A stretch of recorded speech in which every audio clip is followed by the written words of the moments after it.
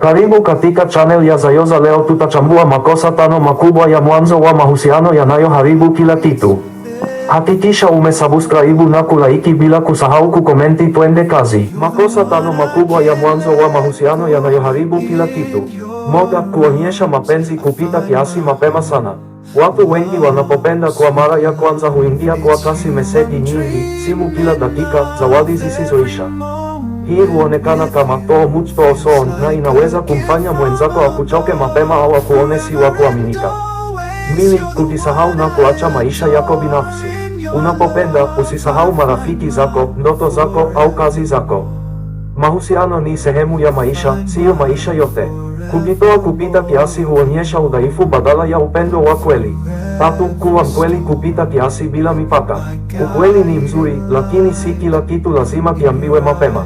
Wengine wanaweka hadithi zao zote ex wao, madhaifu yao au matatizo yao ya kifamilia siku ya pili tu ya uhusiano. Hii huweza kuwafanya wapenzi waone mzigo mapema.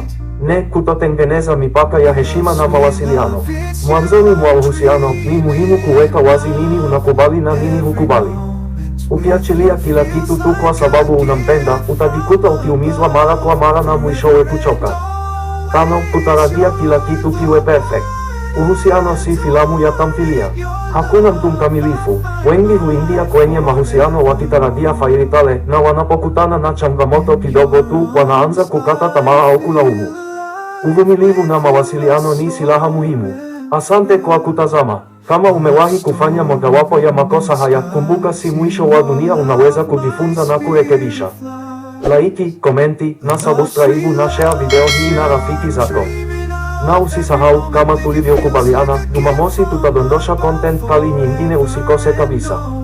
Mpaka wakati mwingine, Zayoza anasema mapenzi si mchezo, ni sanaa.